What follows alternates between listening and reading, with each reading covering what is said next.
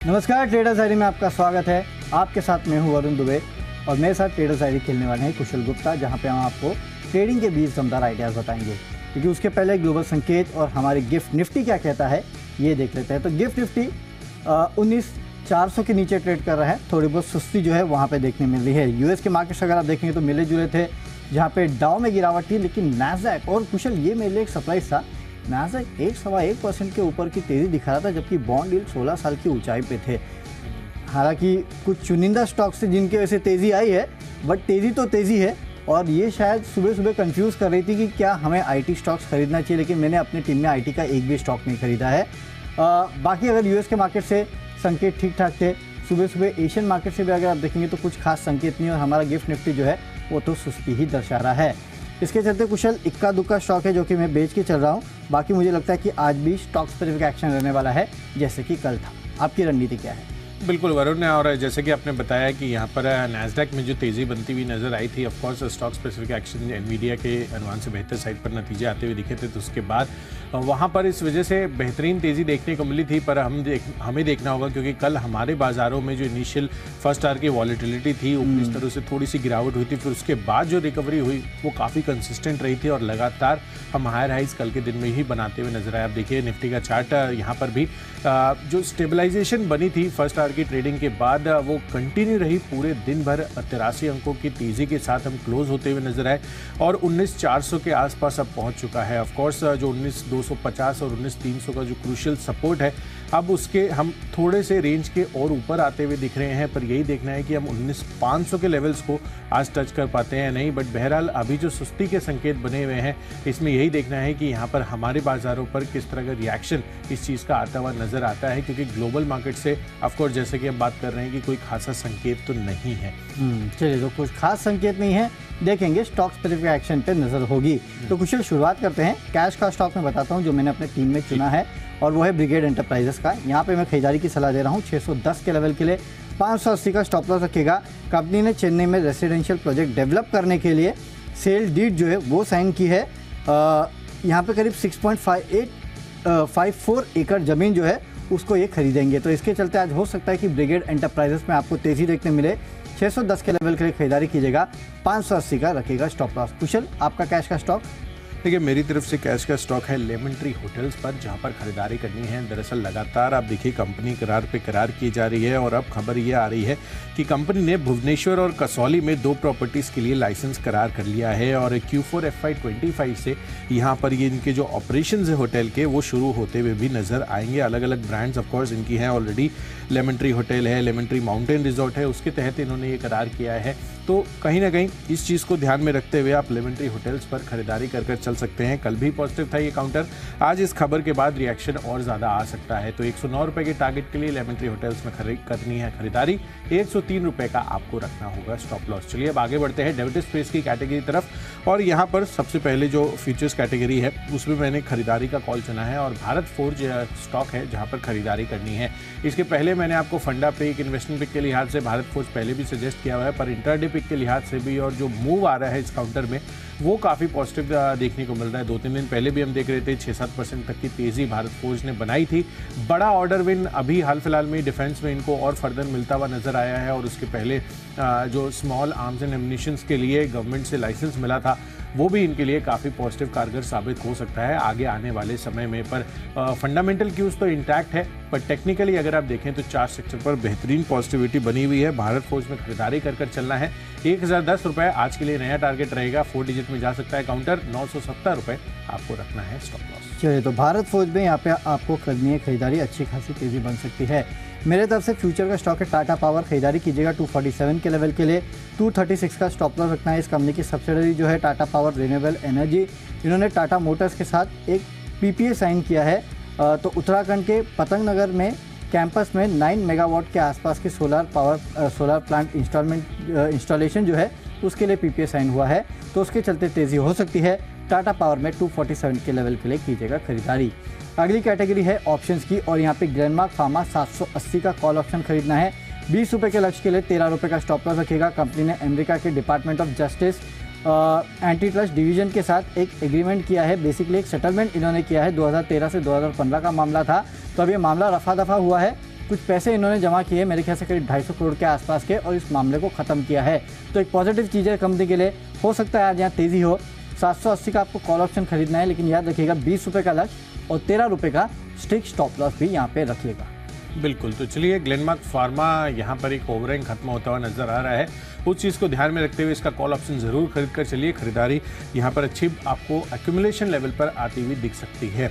पर साथ ही आपको ये भी चीज़ ध्यान में रखनी है, ऑप्शंस कैटेगरी में मेरी तरफ से कौन सा कॉल है, और यहाँ पर श्रीराम फाइनेंस का कॉल मैंने स्टॉक चुना है। यहाँ पर खरीदारी करिए। 41 रुपये पर आसपास उपलब्ध है। 61 रुपये का टारगेट बनाइए। 30 रुपये का आपको रखना है स्टॉप लॉस।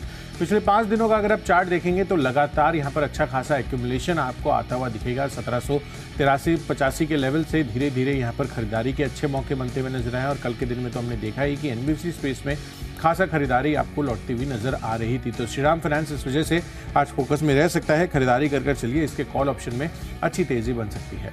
बढ़ते हैं अपनी अगली कैटेगरी जो है टेक्नोपेक, और टेक्निकल चार्ट्स पर वरुण क्या पसंद आ रहा है यहाँ पे? डिक्सन टेक पसंद आ रहा है। यहाँ पे आपको खरीदारी करके चलना है। इस स्टॉक में लगातार अच्छी खासी तेजी देखने मिले। प्राइस वॉल्यूम एक्शन जो है वो काफ़ी बेहतर है।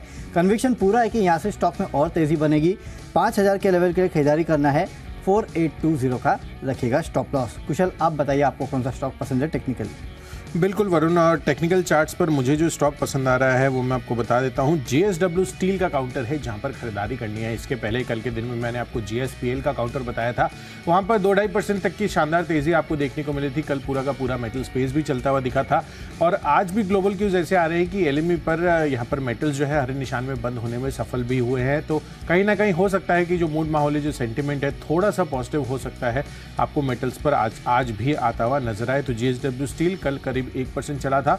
मुझे लग रहा है कि आज यहाँ पर चार्ट स्ट्रक्चर में जो मजबूती कल के दिन में बनी है कि एक फॉलो ऑन मूव आपको फर्दर यहाँ पर देखने को मिल सकता है। तो 820 रुपए का टारगेट JSW स्टील में बनाए। 785 का रुपए का आपको रखना होगा स्टॉप लॉस। तो टेक्निकल पिक तो हो गई है हमारी तरफ से। अब आगे बढ़ते हैं और जो फंडा पिक है उसकी बात कर लेते हैं। फंडा पिक के लिहाज से मुझे पसंद आ रहा है टाटा मोटर्स का काउंटर। यहाँ पर खरीदारी आपको कर चलनी है।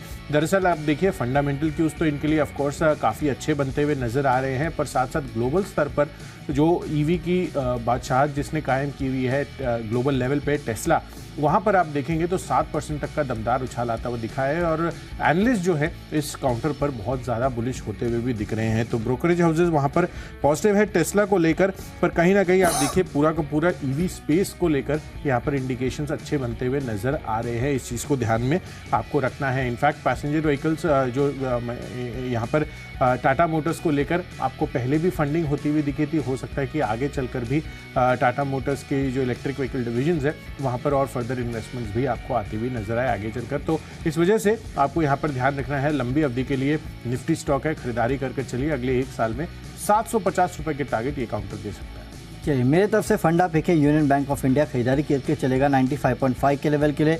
90 रुपये का स्टॉप लॉस रखना है। इस कंपनी की QIP बुक लॉन्च हो चुकी है।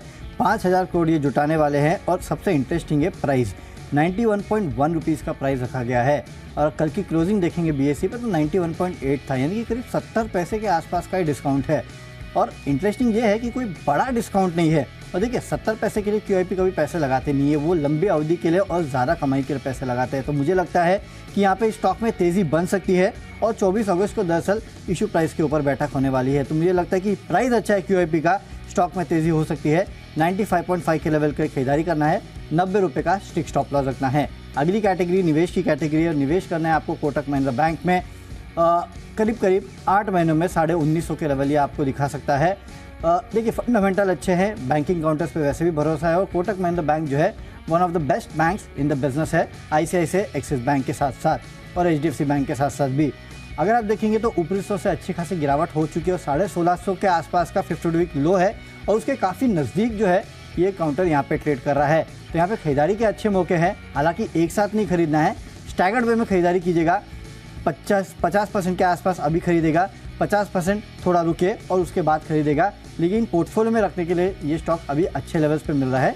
खरीदारी करके चलेगा कोटक महिंद्रा बैंक में। बिल्कुल। तो कोटक महिंद्रा बैंक यहाँ पर लंबी अवधि के लिए आपको खरीदारी करने की राय आ रही है वरुण की तरफ से। चलिए मेरी तरफ से है इन्वेस्टमेंट पिक के लिहाज से सोना BLW प्रेसिजन का काउंटर यहाँ पर खरीदारी करने की राय है।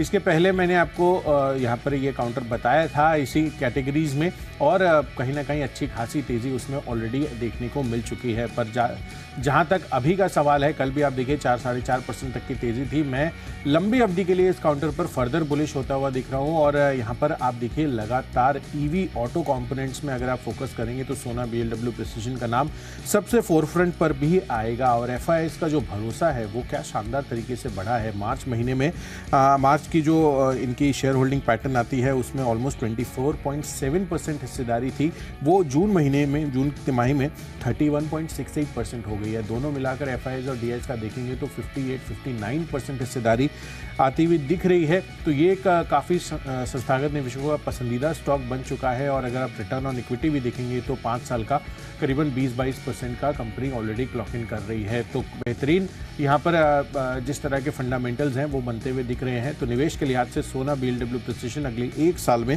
800 रुपये के टारगेट आपको ये काउंटर दिखाता हुआ नजर आ सकता है। चलिए निवेश की तो बात हो गई, अब आगे बढ़ते हैं खबरों के लिहाज से। खबरों के दम पर मेरी तरफ से स्टॉक है ग्लोबल स्पिरिट, खरीदारी कर चलिए। यहाँ पर कंपनी में Motilal Oswal mid cap fund और Nifty micro cap 250 index fund ने हिस्सेदारी खरीदी है और यहाँ पर हिस्सेदारी बढ़कर अब 5% के पार जा चुकी है। तो इस वजह से ग्लोबल स्पिरिट्स में खरीदारी कर चलिए, अच्छा एक्शन देखने को मिल सकता है। 950 रुपये के टारगेट के लिए 910 रुपये होगा स्टॉप लॉस। चलिए मेरे तरफ से खबरों के दम पे EIH लिमिटेड में खरीदारी करना है 246 के लेवल के लिए, 232 का स्टॉप लॉस रखना है। 1 सितंबर को बोर्ड की बैठक है जहां पे कंपनी की स्ट्रैटेजिक फ्यूचर प्लान और ऑपरेशंस के प्लान पर बातचीत होने वाली है। मेरे ख्याल से इस खबर के चलते तेजी हो सकती है। 246 के लेवल के लिए कीजिएगा खरीदारी। चलते हैं आखिरी कैटेगरी जो कि है माई चॉइस की, और मेरे तरफ से यहाँ 2 खरीदारी, एक बिकवाली का कॉल है।